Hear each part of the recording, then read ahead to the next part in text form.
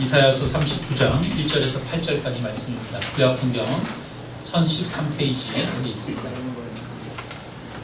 이사야서 39장 1절에서 8절까지 말씀, 우리가 한 목소리로 같이 읽겠습니다.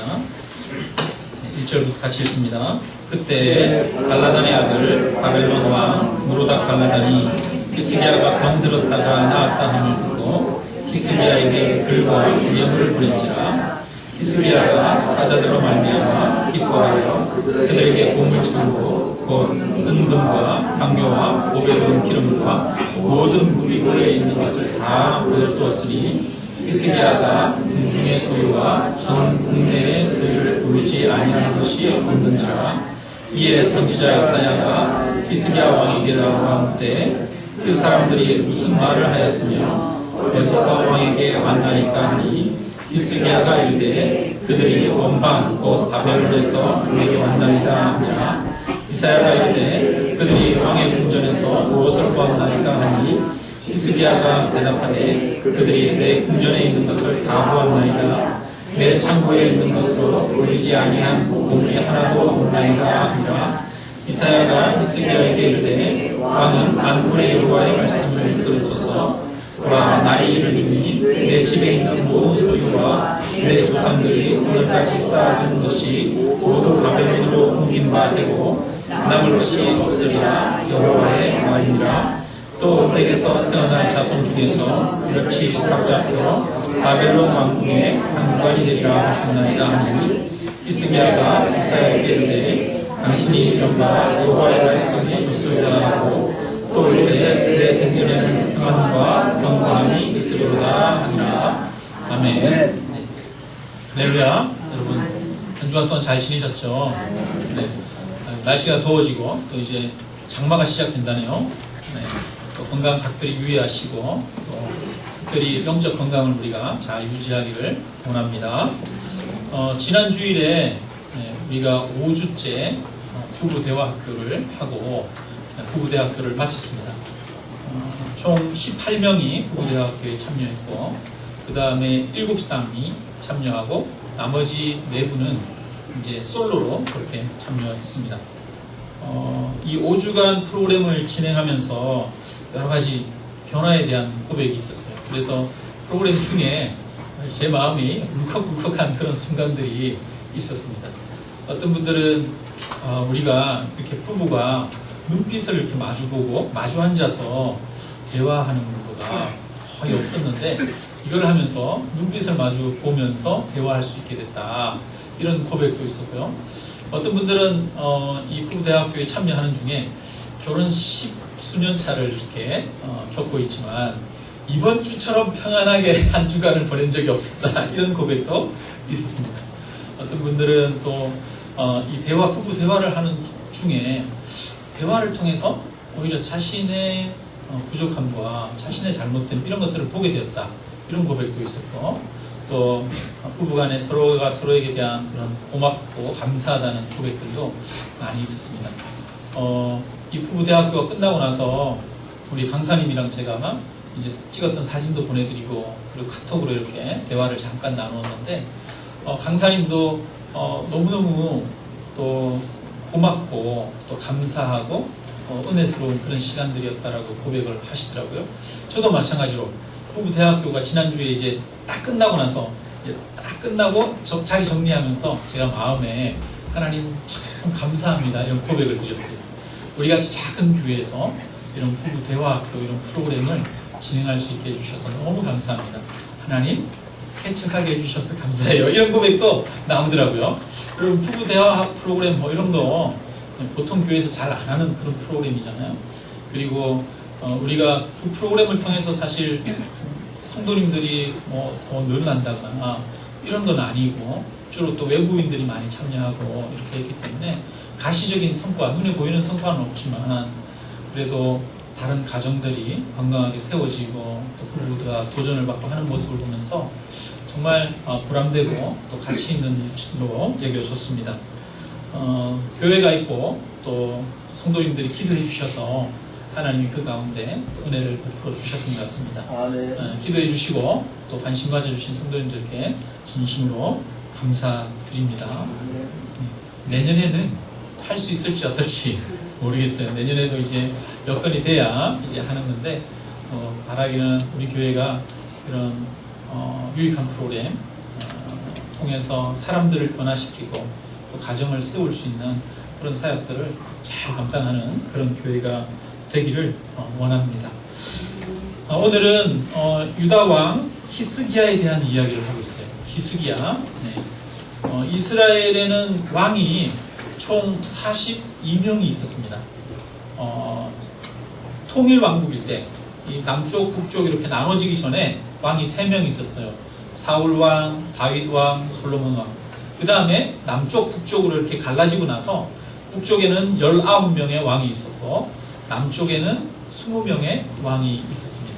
그렇게 해서 총 42명의 왕이 있었는데, 이 42명의 왕 중에 하나님으로부터 칭찬을 받았던 왕이 사실은 많지 않습니다.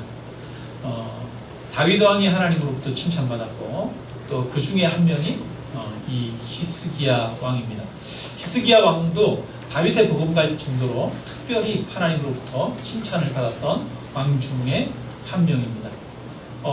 그런데 이 히스기야는 아버지가 사실은 아하스 왕인데요. 이 아하스 왕은 굉장히 종교적으로 타락했던 왕이에요. 그 아버지가 아버지 때 막 우상을 섬기기도 하고, 심지어는 자기 자식들을 불 가운데로 지나는 그런 이방의 예식들을 행하기도 하는 그런 사람이었고, 다메섹이라고 하는 외국에 갔다가 거기에서 이방의 신상에게 절하는 큰 제단을 보고 제단의 모양이 너무 멋있어서 그 제단의 모양대로 그대로 만들어가지고 예루살렘 성전에다가도 떡하니 두고, 그 전에 하나님께 제사 지내던 그 제단은 옆으로 치워버리는 그런 왕이 이 아하스 왕이었어요. 근데 그런 아하스 왕에게 이 히스기야 왕이 태어났어요. 참 이거를 보면서 제가 성경에 보니까 그 아버지 때는 하나님을 잘 안 믿었는데 자녀 때는 하나님을 잘 믿는 경우가 있고, 또 자녀 때는 하나님을 잘 안 믿었는데 그 후손에서는 또 하나님을 잘 믿는 경우, 이런 경우가 있어요. 그래서 가만히 보면 참 그 말이 진짜 같아요. 자식은 누구 마음대로 안 돼요? 부모 마음대로 안 돼요. 자식은 부모 마음대로 안 되는 게 참 사실인 것 같아요. 그래서 우리가 자녀들 보면서 아유 저 부모 이러면서 욕할 게 아니더라 라고 하는 거예요. 근데 한편으로는 이걸 보면서 그 부모가 부모의 신앙을 자녀에게 전수해 주는 게 참 얼마나 어려운 것인가 하는 것을 느끼게 됩니다. 여러분, 솔로몬이 아니라 다윗도 그 아들 솔로몬을 낳았는데, 이 솔로몬 때 결국 솔로몬의 잘못으로 인해서 나라가 갈라지잖아요. 그러니까 다윗의 그 신앙이 솔로몬 때 그대로 잘 이어지지 않아요.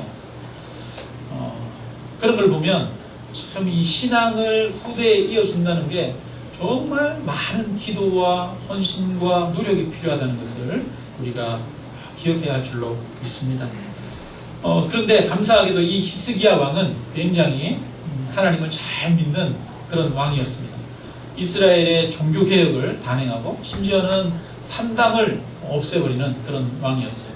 이 당시에 산당이나 이런 것들이 그대로 있었거든요. 그래서 예루살렘 성전에서 예배드리지만 뭐 여기저기 높은 산에 가서는 다 사람들이 자기 나름대로 제사 지내는 그런 어떤 습관들이 있는 그런 시대였는데, 산당을 없애버리고 또 율법을 철저하게 시행하는 그런 왕이 히스기야 왕입니다. 히스기야 왕은 철저하게 하나님을 의지하는 그런 왕이었어요. 그런데 그에게도 이 국제 정세 속에서 여러 가지 위기가 왔습니다. 특히 이 당시에 이 아수르라고 하는 나라, 다른 말로는 아시리아라고도 하지요. 지금으로 보면은 저기 중동 지방의 시리아 땅에 있는 나라예요. 시리아. 그 지역에 옛날에 아수르라고 하는 대제국이 있었습니다.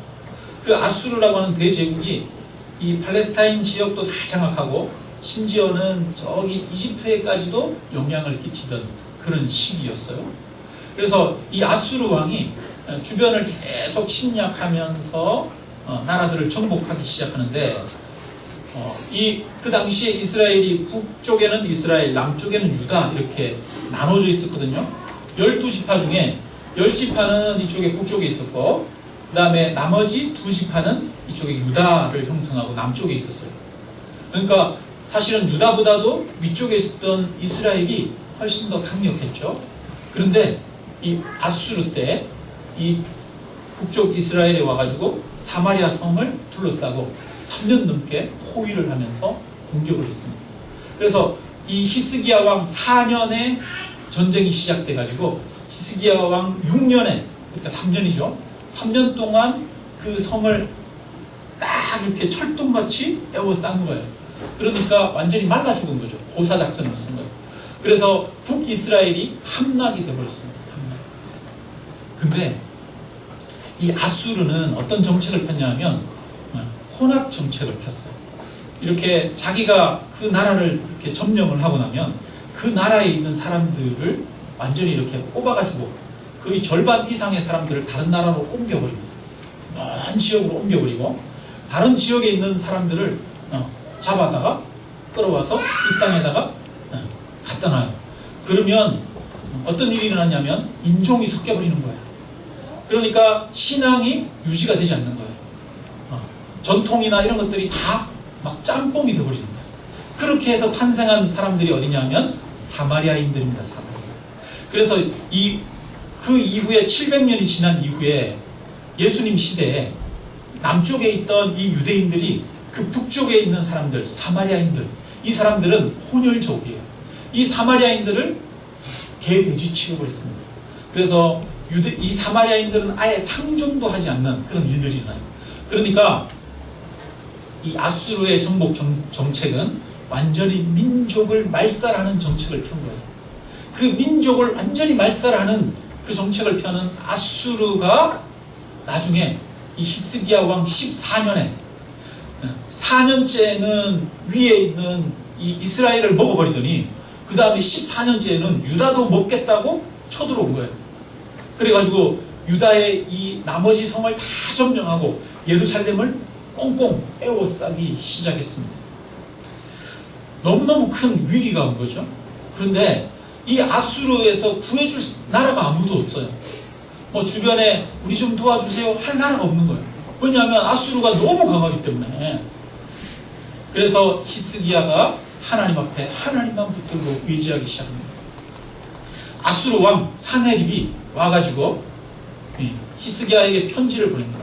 편지를 보내면서 조롱을 해요. 뭐라고 조롱을 하느냐 하면, 야, 내가 말 2,000필 줄 테니까, 야, 무기도 줄게. 무기도 줄 테니까 우리랑 나와서 한판 싸우자. 그러는 거예요. 너희가 야, 말 2,000필 줄 테니까 말 탈 사람이나 있냐? 이러면서 조롱합니다. 그러면서 지금까지 우리가 가면서 점령하지 못한 나라가 없다. 내가 가보니까 다 자기 신들을 의지하면서 자기가 믿는 신이 자기 나라를 구해줄 거라고 그렇게 기도했지만 우리의 힘으로부터 자기 민족을 구원한 신이 하나도 없다. 여호와가 너희를 구원한다고 웃기는 소리 말아라.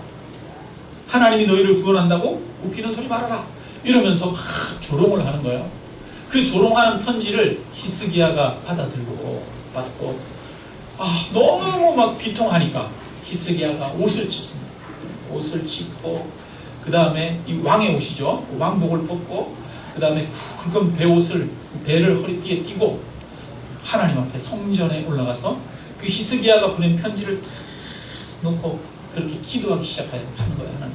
하나님, 여인이 해산할 때가 됐는데 해산할 힘이 없는 것처럼 우리가 아무 힘이 없습니다. 아무 힘이 없습니다. 하나님 외에는 도움이 없습니다. 그런데 하나님, 우리가 주변에 다른 도울 손길이 아무도 없지만 우리가 하나님만 의지합니다.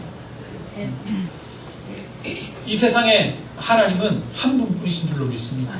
네. 모든 신이 다 거짓 것이요 살아계신 신은 하나님 한 분뿐이신 줄로 믿습니다. 하나님, 우리를 구원하심을 통해서 당신의 살아계심과 영광을 나타내십시오. 그러면서 하나님 앞에 간절히 기도하기 시작했어요. 그리고 나서 얼마 지나지 않아서 한 가지 소문이 막 들려옵니다. 그 소문이 뭐냐 하면 아수르 땅이 엄청 넓을 거 아니에요, 그죠? 엄청 넓은데 그 아수르 땅 한쪽 변방에 이 구스 왕 디르하가라고 하는 사람이 군대를 이끌고 쳐들어왔다는 소문이 들려오기 시작했어요. 그 소문을 들으니까 어떻게 해요? 이 아수르 왕 사네립이 마음이 급했어요. 다른 쪽에 전쟁이 났어? 그러면 거기도 또 우리가 방어를 해야지? 그러면서 다시 본국으로 돌아갔습니다. 사네립은 본국으로 돌아가고 군대만 주둔시켰는데 그만 사네립이 본국으로 돌아갔다가 얼마 지나지 않아서 암살을 당합니다. 자기 부하에게 암살을 당합니다. 하나님을 조롱하면서 누가 나의 손에서 나라들을 건진 신이 있느냐 그러면서 하나님을 조롱했는데 그 조롱하던 사람이 자기의 먼 미래에 그냥 아무런 힘도 못 쓰고 부하들의 손에 의해서 암살당하게 됩니다. 참 그러고 보면 인간이라고 하는 것이 얼마나 자기 미래를 모르는 그런 나약한 존재인지 모릅니다. 그죠? 그런 나약한 존재가 사실은 하나님을 향해서 조롱하고 자기의 힘을 믿고 그런다는 거죠. 그리고 얼마 지나지 않아서 이 예루살렘 성을 18만 5천 명의 이 아수르 군대가 둘러싸고 있었는데 근데 하루아침에 이 18만 5천 명의 군대가 다 죽어버립니다. 왜 죽었는지는 모르겠어요. 뭐 갑작스러운 질병이 있을 수도 있었고 무슨 이유인지 모르겠지만 18만 5천 명의 군대가 완전히 싹 다 죽어버립니다. 그래서 이 예루살렘에 있던 이 히스기야의 군대는 칼 한 번 들지 않고도 이 아수르의 군대를 물리칠 수 있게 된 거예요.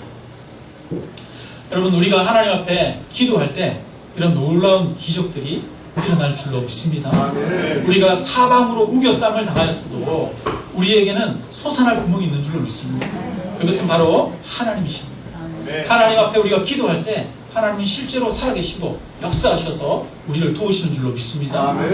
여러분 우리나라도 마찬가지였어요. 우리나라 지금 이제 6월달이잖아요. 이번 주에 6월 25일 6.25가 발발했던 그런 달인데 여러분 우리 1950년대 북한이 우리나라에 쳐들어왔을 때 한 달 반, 두 달 만에 낙동강까지 북한 군대가 밀려옵니다. 그 낙동강 밑에 그 대구 밑에 부산 거기만 남은 거예요. 그 상황 가운데 인천 상륙 작전을 9월 15일인가 하게 되죠. 근데 그 인천 상륙 작전을 할 때 인천 상륙 작전의 성공 확률이 몇 프로였대요? 5,000분의 1이었대요. 5,000분의 1. 여러분 그 짧은 시간에 인천은 이 조수 간만의 차가 너무 커가지고 짧은 시간에 상륙을 해야 된다는 거예요. 게다가 또 수로가 너무 좁고 그렇다는 거예요. 그래서 성공할 확률이 너무너무 적었대요.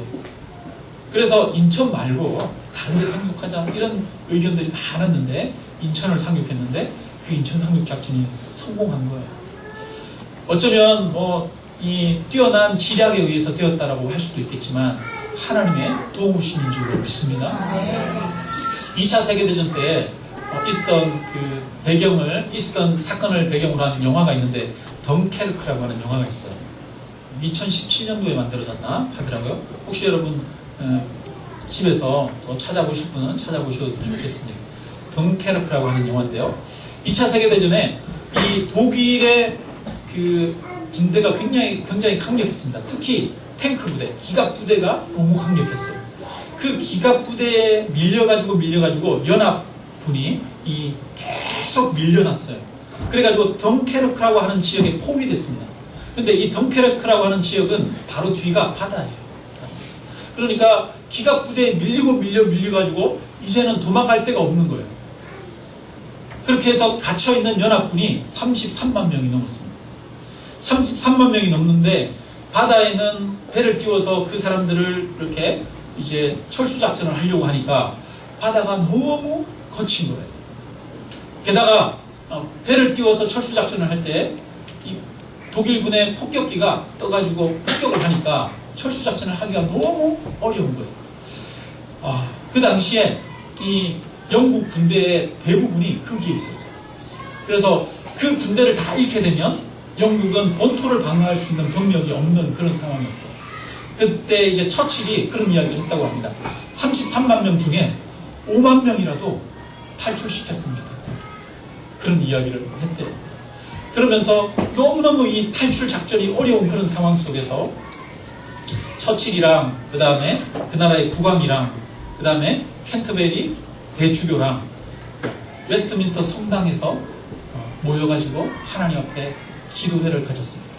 근데 이 기도회를 기점으로 전국에서 모든 국민들이 기도하기 시작했어요. 그러면서 이 덩케르크 이 작전을 철수 작전을 시작하게 되는데요. 첫째는 이 배로 철수를 시켜야 되는데 33만 명의 군인을 철수시킬 배들이 부족한 거예요. 그런데 배들이 부족한데 막 어민들이 어선을 끌고 그 사람들을 군인들을 구출하겠다고 민간인들이 막 나서는 거예요. 게다가 이 어선들을 이끌고 이렇게 왔을 때 파도가 거세기 때문에 부두에 정박을 해야 이 사람들을 실을 수 있는데 파도가 너무 거세기 때문에 배들이 한꺼번에 와가지고 정박해서 사람들을 실어 나를 수가 없는 거예요. 그런데 갑자기 바다가 잠잠해지기 시작해요. 바다가 고요해지면서 이 배들을 그냥 해변가에 댈 수가 있는 상황이 벌어진 거예요. 그래서 배들이 해변가에 그대로 오고 그 해변가에서 군인들이 배에 타가지고 철수하기 시작합니다. 그런데 독일군의 폭격기가 뜨는 거예요. 여러분 비행기가 빨라요, 배가 빨라요? 비행기가 빠르잖아요. 배에 그냥 아무런 방어 무기도 없이 이 병사들이 실려 있는데 비행기가 와가지고 폭격을 해버리면 완전히 그냥 다 침몰을 하는 거죠. 그래서 처음에 이렇게 폭격기가 와서 폭격할 때 몇 대가 침몰했어요. 그런데 갑자기 구름이 몰려오기 시작해요. 독일 폭격기가 폭격을 해야 되는데 구름 때문에 배들이 잘 보이지 않아요. 가려져요. 그러면서 이 영국의 또 전투기들이 오고 그렇게 해서 거기에서 탈출을 합니다. 33만 8천 명이 탈출을 했대요. 윈스턴 처칠이 5만 명만 탈출했으면 좋겠다 그랬는데 33만 명이 다 기적적으로 탈출하게 되었습니다. 그래서 그 실화를 바탕으로 만들어진 영화가 덩케르크예요. 탈출할 수 있는 도저히 방법이 없을 때 그들이 하나님 앞에 기도하기 시작했습니다. 기도하기 시작할 때 하나님의 역사가 나타난 줄로 믿습니다. 그럼 우리가 기도할 때 하나님은 역사하십니다. 우리가 사방으로 우겨쌈을 당하여도 여러분 우리가 기도할 수 있으면 우리가 하나님을 바라보고 희망을 가지고 소망을 가질 수 있는 줄로 믿습니다. 이렇게 해서 사네립의 손에서 벗어났어요. 그리고 나서 또 얼마 안 있어서 바로 이 히스기야 왕이 큰 병에 걸려버렸습니다. 그래서 이사야 선지자가 와가지고 왕에게 이야기합니다. 하나님의 말씀에 이제 당신의 집을 정리하라고 하십니다. 하나님이 당신은 이제 이 병에서 낫지 못하고 죽을 거라고 하십니다. 이렇게 얘기를 했어요. 여러분 만약에 이런 이야기를 들었다면 당신은 지금 큰 병이 들었습니다. 이런 이야기를 들으면 여러분이 왕이라면 어떻게 하시겠습니까? 나라의 모든 권력을 다 동원해서 가장 뛰어난 의사들을 불러 모으고 가장 좋은 약들 이런 거 사지 않겠습니까? 그래서 치료하려고 할 텐데 이 히스기야가 그 자리에서 모든 것을 내려놓고 얼굴을 돌려서 벽으로 향합니다. 벽으로 향해서 얼굴을 돌리고 하나님 앞에 기도하기 시작합니다. 여러분 그렇다고 해서 우리가 막 병 걸렸는데 병원에 가지 말고 막 벽을 향해서 기도하라는 얘기는 아니에요, 여러분. 여러분 우리가 아프면 병원에 가야 돼요. 근데 히스기야는 하나님으로부터 이미 완전히 너는 죽을 거라고 하는 그 예언을 들었거든요. 그러니까 이 히스기야는 자기가 살아날 수 있는 방법이 하나님뿐이라는 걸 알았던 거죠. 그러니까 그가 의사의 손길을 찾는 것이 아니라 하나님 앞에 기도하기 시작합니다. 하나님 앞에 그렇게 그가 무릎 꿇고 기도할 때, 통곡하면서 울면서 기도할 때 하나님이 그 기도를 들으셨어요. 그래서 다시 이사야를 보내서 무화과 열매를 상처에 발라라 그렇게 말씀하셨어요. 그래서 무화과 열매를 상처에 바르고 묶어놨더니 병이 나았습니다. 그래서 15년을 생명을 연장받았어요. 모든 문제가 이제 히스기야 왕에게 해결이 되었습니다. 이 일이 있고 나서 오늘 사건이 일어난 거예요. 자, 39장 우리가 읽었는데 39장 1절 한번 읽어보겠습니다. 1절 같이 읽습니다. 시작. 그때 발라단의 아들 바벨론 왕 무로닥 발라단이 히스기야가 병들었다가 나았다 함을 듣고 히스기야에게 글과 예물을 보낸지라 이렇게 말하고 있어요. 여기 보니까 그때라고 이야기하고 있어요. 제가 지금 그때가 언젠지 이거를 이제 설명해 드린 거예요. 아수르 군대를 물리치고 그 다음에 병들었다가 그 병에서 낫고 이런 상황. 그러니까 여러분 지금 이제 좀 성공했을 때 히스기야가 왕이 되고 나서 4년째 북이스라엘이 아수르에 의해서 멸망당했습니다. 그러니까 히스기야는 왕이 되고 나서 한 번도 길을 펴본 적이 없어요. 아수르에 눌려가지고 음맥이 주고 이러면서 어떻게 하면 그 아수르를 우리가 방어해낼까 그러면서 벌벌벌벌 떨면서만 지냈어요. 그리고 14년째 아수르 군대가 쳐들어왔습니다. 그 당시에 세계 최강의 군대가 이 아수르 군대예요. 아수르 군대가 쳐들어왔어요. 근데 어떤 일이 났냐면 아수르 군대를 물리쳤어요. 다른 주변에 있는 모든 나라들이 이 아수르에 의해서 점령당했는데 이집트조차도 꼼짝 못하는데 누가 이겼어요? 유다가 이긴 거예요. 유다가. 그러니까 여러분 자랑스럽겠어요? 안 자랑스럽겠어요? 20세기에 있었던 전쟁 중에 여러분 미국한테 지지 않고 미국을 이긴 나라 유일한 나라 어딘지 아십니까? 베트남. 여러분 미국이 유일하게 패전한 전쟁이 베트남전이잖아요. 그래서 베트남 사람들은 자부심을 가지고 있대요. 우리는 누구를 이긴 민족이다? 미국을 이긴 민족이다. 이런 자부심을 가지고 있대요.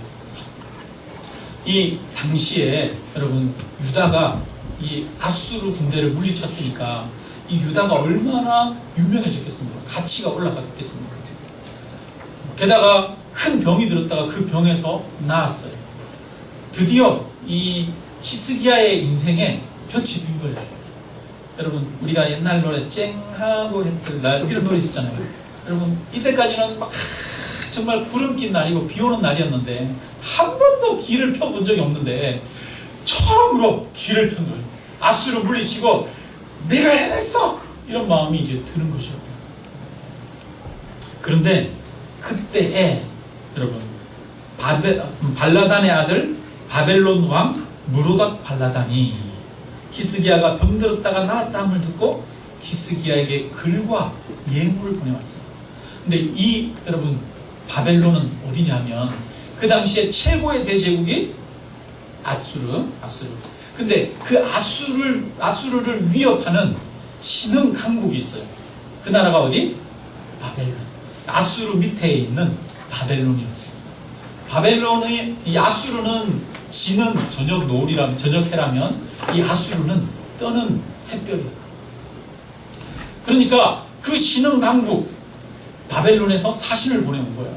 사신을 보내가지고 이 히스기야에게 글을 보내고 칭찬을 하고 그 다음에 예물을 보내온 거예요. 그러니까 이 히스기야가 기분이 좋았어요. 2절에 이렇게 말합니다. 히스기야가 사자들로 말미암아 기뻐하여. 히스기야가 기뻐하여. 그 다음에 어떻게 하느냐면 그가 그들에게 보물창고 곧 은금과 향료와 보배로운 기름과 모든 무기고에 있는 것을 다 보여주었으니 이렇게 말해요. 여러분 우리가 외국 순방 가면 그 외국 원수들이 오면 군인들이 나와가지고 사열하는 경우 있습니까? 없습니까? 있죠. 외국 군대 앞에 외국 그 원수들 외국 대통령 앞에서 자기 나라의 국력이나 국방력이나 이런 것들을 자랑하는 거죠. 그래서 군인이 나와서 사열하지 않습니까? 그것처럼 이 바벨론에게 자랑하고 싶은 마음이 생겨요. 그래서 이제 우리도 이 정도 재물을 가지고 있어. 재산을 가지고 있어. 우리 무기 봐봐. 이 정도 무기 우리 가지고 있어. 그러면서 이제 우리가 이 정도 되니까 어때? 바벨론 니네도 우리랑 함께 조약을 맺는 게 어때? 우리와 연합해서 아수르를 물리치는 거 어때? 이런 생각을 하는 거죠. 이 히스기야가 성공했을 때 무엇을 의지하기 시작했냐면 자기가 가지고 있는 것을 바라보기 시작했어요. 으쓱하면서 자랑하기 시작했습니다. 그리고 그걸 통해서 다른 여러 주변의 나라들과 함께 연합해서 아수르를 물리치려고 하는 마음이 생긴 거예요. 바벨론을 의지하는 마음이 생긴 거예요. 바벨론을 의지하는 마음이 있으니까 바벨론 사신 앞에서 자랑을 하는 거죠.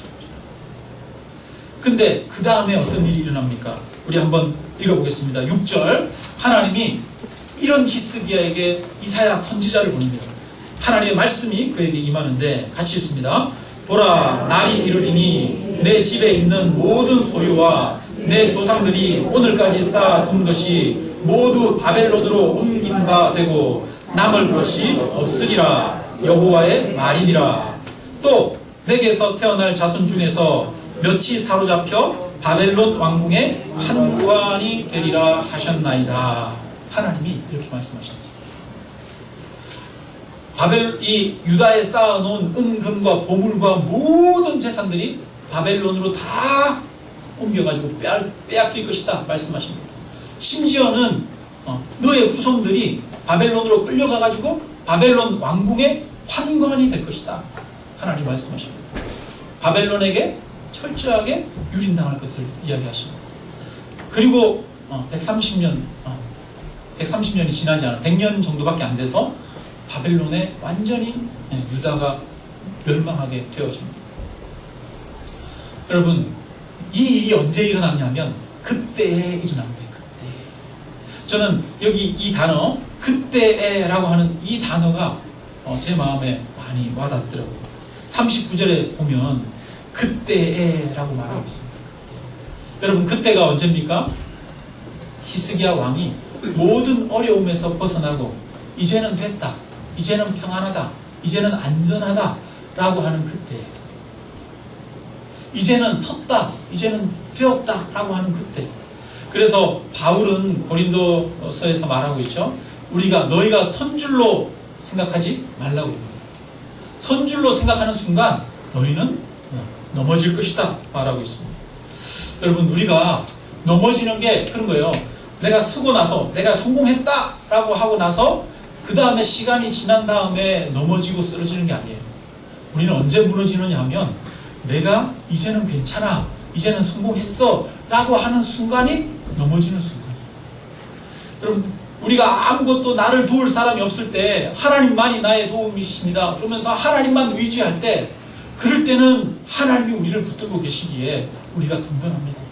그런데 이제는 됐어 라고 생각하면서 우리가 물질을 의지하는 순간, 우리가 건강을 의지하는 순간, 우리가 사람을 의지하는 순간 그것이 금방 사라져 버린다는 겁니다.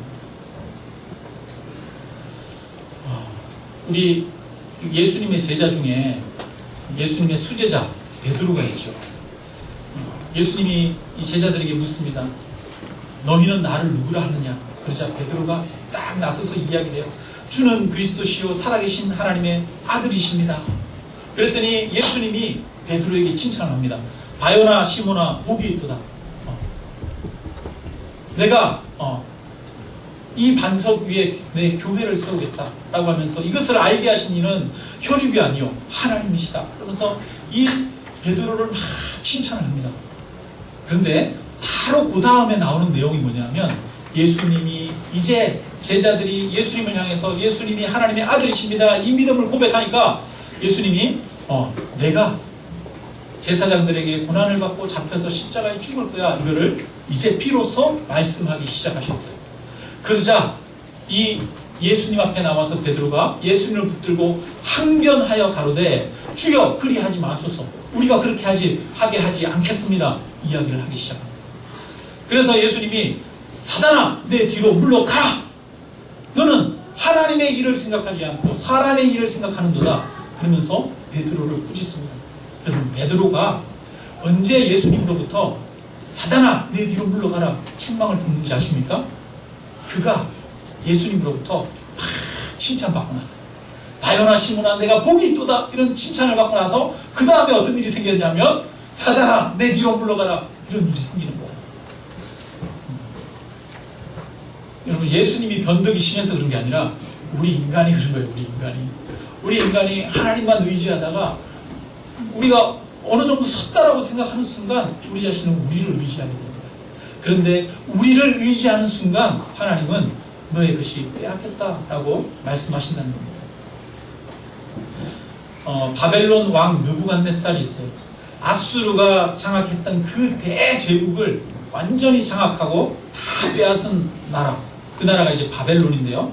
이 바벨론의 느부갓네살 왕이 모든 나라를 다 점령하고 나서 그가 하루는 왕궁 이 옥상에 올라가가지고 왕궁 옥상에서 이렇게 온 세상을 바라다 보면서 그가 스스로 말합니다. 내가 내 능력으로, 내 능력과 권세로 건설하여 나의 도성으로 삼고 이것으로 내 위엄과 영광을 나타낸 것이 아니냐. 그러면서 나라를 보면서 야, 이거 내가 다 했어. 야, 내가 참 대단한 일을 했네. 그러면서 흐뭇해 하는 거예요. 그런데 성경에 보니까 뭐라고 이야기하느냐면 이 말이 아직도 나 왕의 입에 있을 때, 자, 이 말이 아직도 어디에 있을 때? 아직도 내 입에 있을 때, 이 말이 내 입에 있을 때 하늘에서 소리가 내려 이르되 느부갓네살 왕아 내게 말하노니 나라의 왕위가 내게서 떠났느니라. 이렇게 말씀하십니다. 야, 이거 내가 한 거 아니야? 야, 이만하면 됐어. 야, 나 대단하지 않아? 라고 하는 순간 이 말이 내 입에서 또 떠나지 않았는데 하나님이 너의 왕위가 너에게서 떠났느니라 이렇게 말씀하신다. 그러니까 여러분, 우리가 넘어지는 순간이 언제예요? 넘어지는 순간이 사실은 내가 이제 됐다라고 하는 순간, 내가 선 줄로 아는 순간, 그 순간이 넘어진 순간이에요. 내 힘으로 살 수 있다라고 하는 순간, 나는 하나님 없이도 이만하면 살만해 라고 하는 순간, 여러분, 그 순간 하나님 앞에서는 우리가 넘어진 순간이고 모든 것을 잃어버리게 되는 순간이에요. 하나님은 힘이 없고 부족하여 하나님만 의지하고 참는 자들을 도우시는 분이신 줄로 믿습니다. 이 방법도 찾고 저 방법도 찾고 그러는 사람들에게 역사하는 것이 아니라 우리가 내가 의지할 것은 아무것도 없습니다 라고 고백하면서 정말 하나님만 붙들고 의지할 때 하나님은 일하시기 시작하십니다. 사네립의 군대로부터 이스라엘을 건져주셨습니다. 유다를 건져주셨습니다. 히스기야의 그 죽을 병으로부터 그를 살려주셨습니다. 하나님만 바라보고.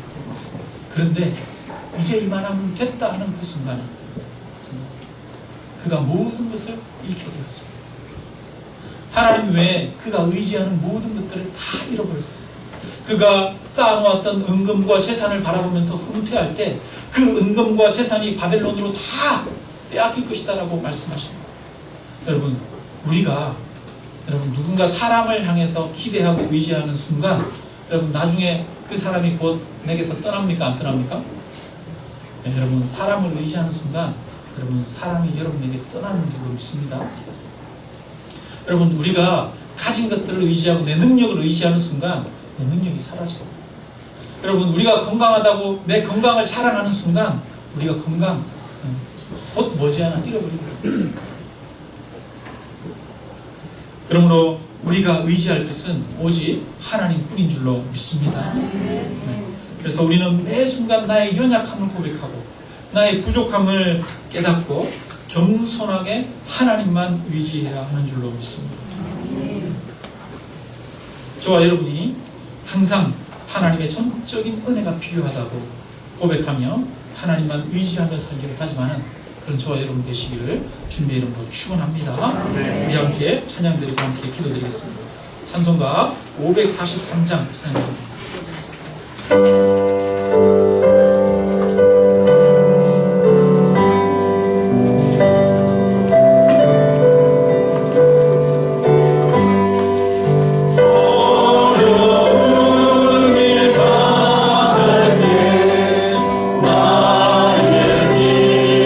나의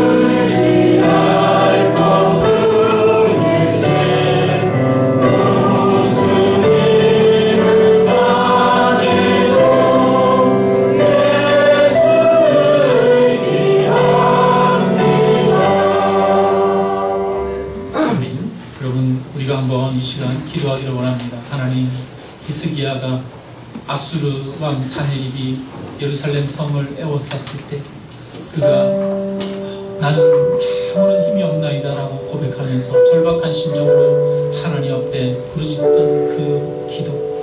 하나님, 히스기야가 죽을 병이 들었을 때 벽을 향하여 낯을 들고 낯을 향하고 하나님만 바라보며 기도했던 그 히스기야의 간절함, 하나님 그 간절함으로 우리가 하여금 하나님만 바라보게 하여 주옵소서.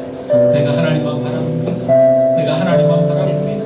이렇게 우리의 문제를 가지고 이 시간 하나님 앞에 나아가 하나님만 바라보며 우리가 이 시간 함께 기도하기를 원합니다. 함께 기도드리겠습니다. 하나님 아버지, 아버지 하나님 모든 문제를 해결하는 주님이 아버지 하나님 우리에게 이루시는 하나님 믿음을 주옵소서. 하나님 아버지, 하나님만이 우리의 의지하여 하나님만이 우리의 감사를